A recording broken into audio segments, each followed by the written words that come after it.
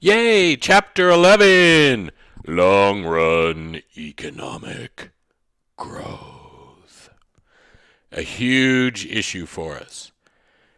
So, in some sense, because of this great moderation, economists kind of viewed the business cycle as less of an issue than it had been, that we don't have all these up and downs. When we have one, it's because of something weird happens. But at the same time, we haven't been growing as fast. So the primary concern of macroeconomists probably over the last 30 years has been the issue of how we grow. And then coupled with that is the fact that there's a great deal of poverty in the world. There's a 1.5 million people who live on less than $1 a day. There's 2 point something million people that live on a couple dollars a day. There's just this huge amount of poverty scattered across the planet Earth. And it doesn't seem to be fixing itself, to improve. So we need to talk about economic growth and long-term economic growth and the issues there. Okay, we have seen this slide before.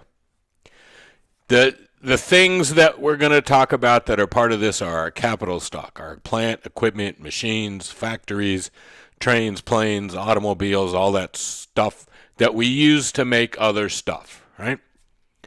Number 2, we're going to talk about natural resources. And number 3, we're going to talk about improving technology. Okay? That's how we grow. Sort of. All right. So there's this guy named Brad DeLong. He's a pretty famous economist. He has a blog that lots of people read. You can read if you want. His theory is that from the beginning of humankind, we didn't actually experience real change until the last couple of hundred years. That the history of mankind, and that might be a slight exaggeration because we went from primarily hunting and gathering to farming, and that technology did have an effect on economic growth as that happened. But and of course, there's the Bronze Age and the Iron Age and the whatever ages. So it's probably an oversimplification, but really, the technology didn't change that fast. Okay, one of the things that Navy guys talk about is the fact that if you were in the Navy in 1850 or in the Navy in 1861, the beginning of the Civil War, you would have been very comfortable dealing with naval vessels from 300 and 400 years before. The naval technology, the guns were bigger and the ships were bigger, but it was the same kind of sails and they were rigged and you could have figured it out. You wouldn't have to have spent long on a ship from 200 years before or 300 years before. You'd have picked it up, in an afternoon. 20 years later, the difference between an 1860 warship and an 1880 warship is substantially different, and a 1900 warship versus an 1850 warship, you couldn't figure it out.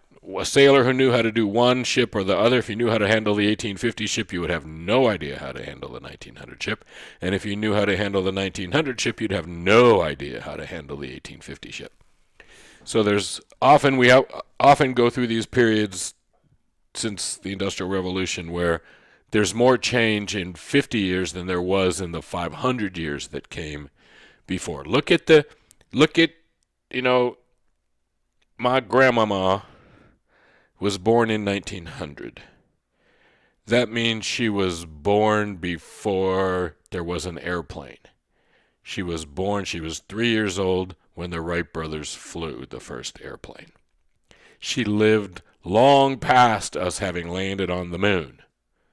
So she was born in an age before cars and before airplanes and actually before radio and before television. And she lived to see us land on the moon, to have cell phones, okay? So, yeah. it's important to understand that growth affects what we produce. So in their day, these things were cool technology. Old school TV, a rotary dial phone with wires connecting it to the wall, an Apple II with a floppy drive. In their day, those were all extraordinarily cool things. Yes? We don't make any of those anymore. All right? Growth changes what we produce. It's not a bad thing, it's a good thing. All right? And growth over time, the economy changes, companies are going to go away and companies are going to come back. So companies like RCA doesn't exist anymore. Sears is going to be gone here soon. On the far right there, if you were around in the 80s and you were a nerd and you said to somebody, hey, I got a vax, people would go, oh, a 780 to be, oh my goodness. That company doesn't exist either anymore. So there are lots of companies, many companies that were the global leaders in what they did, and yet basically they don't exist anymore. Okay, they're gone. And in their place, you get new, vibrant companies that are changing the way we do things. So you can sit at home. You know, Amazon started out just selling books, but you can sit at home and, you know, order vegetables and do your grocery shopping on a computer screen, and, you know, an hour later it shows up at your door. Okay? Different world. And again, that's not a bad thing. That's usually a good thing. All right. Economists, when we talk about this stuff, we talk about what's called the institutional framework. What happens in your economy, in your country, the same action in two different countries might end up having different results. And the reason is that countries have different institutional frameworks. What we mean by that is some countries, the United States, encourages people to start up new businesses, encourages new ideas, has a legal system that's really good usually at enforcing contracts. And again, there are huge societal issues that I'm not going to get into right now. Toward the end of this section, we'll talk about some things a little bit. You know, all animals are equal, but some animals are more equal than others, if you've never read 1984. I'm not saying that our system is perfect, but we have a framework which in general allows people to function in a certain way. There are other countries you go to where it's very hard to start up a business, and you might not get licenses, and you might have to bribe somebody to get a license. And the legal system, maybe it doesn't work so well, and maybe contracts don't have a lot of force. Okay? So there's this thing called we call this whole thing the institutional framework. This guy, Douglas North, who won the Nobel Prize for studying how we grow a long time ago, he talked about this institutional framework as being a key element in how we grow. Adam Smith is kind of the modeler of what our economic framework looks like. Many, many economists and many, many politicians in the United States, at least, look on what Adam Smith said is the right kind of institutional framework. Then there are other people who challenge that assumption and say, you know, Elizabeth Warren or Bernie Sanders would challenge that and say, no, that's not the right institutional framework. That's a great institutional framework for Wall Street folks and for CEOs of big companies, but it's not a great institutional framework for workers, for, you know, the average person on the street, for people who are trying to make better lives. Anyway, the institutional framework includes all the rules we live by, the laws, the regulations, and that includes, you know, tradition of how we do things and, you know, stuff that's not written down that we all do. It includes the courts and the legal system and how well they work and how they're set up.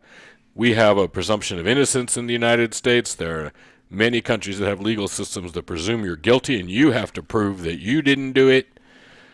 And again, we know that in the United States, the courts and the legal system don't work equally for all people. And so we're not, it's part of our unwritten institutional framework, right? If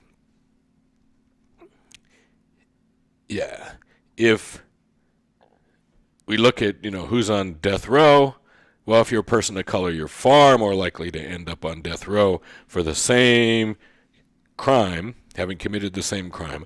So sentences are far longer typically for people of color than they are for white folks, and that sort of thing. So the legal system, we get that. Hopefully we get that now, that the legal system is not equal, but it's supposed to be, at least, right? It's supposed to be. And many times it's hopefully going to work correctly.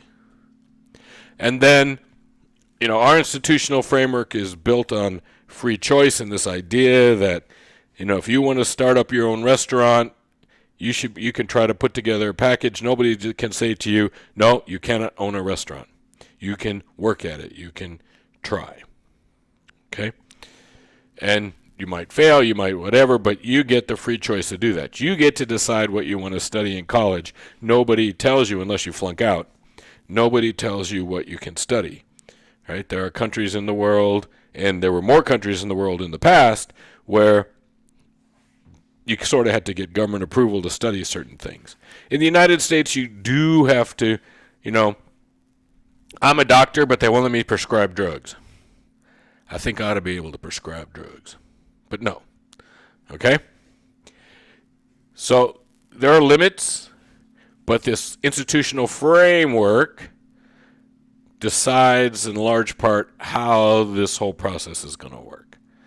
Okay, so we need to understand that just because something works a certain way in the United States or works some certain way in Japan or China, it might not work the same way in another country because that other country has a different institutional framework. Its culture, its rules, its laws, its government are different. All right, so we remember this, hopefully remember this, that, we have countries in the world where, the per capita GDP is 65,000, 46,000, blah, blah, and then there's countries around the world average, which is around 10,000, China, Mexico, Russia, for example. Most of Central and South America is in that middle range. Most of Eastern Europe's in that middle range. And then you get North Korea and Burundi and countries like that, Somalia, that are really seriously not generating a lot of income. So why? This dude here is a dude named Robert Solow. And he won the Nobel Prize for creating something called the Solow model. All right? It's a model of why countries grow. Why do countries grow? Right? The Solow model. And it's based on the idea that growth in your country is built on growth in the productivity of labor. So the productivity of labor is how much output I get for every unit of labor I put in.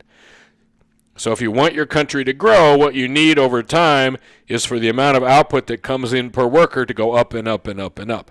And if you look at the United States, our workers are among the most productive in the world, and they produce far more than they produced 100 years ago each. Right? We looked at the United States where, 8 times higher, our GDP per capita is 8 times higher than it was in 1900, and our population's maybe 3 times higher or 4 times higher. The difference is made up with an improvement in the productivity of those workers. So what we want to do is increase the productivity of our workers, our output per worker. And as Mr. Solow is going to point out, that's dependent upon capital. We don't make labor more productive by itself. We make labor more productive by mixing it together with capital. We give you a machine. You're more productive when you have machines to work with. Right? I can teach more students if you give me a bigger room. That's mixing more students with the labor, mixing my labor, me, with more capital. Bigger room has more capital. Mix me with it. Okay? Capital. We need the right mix of labor and capital.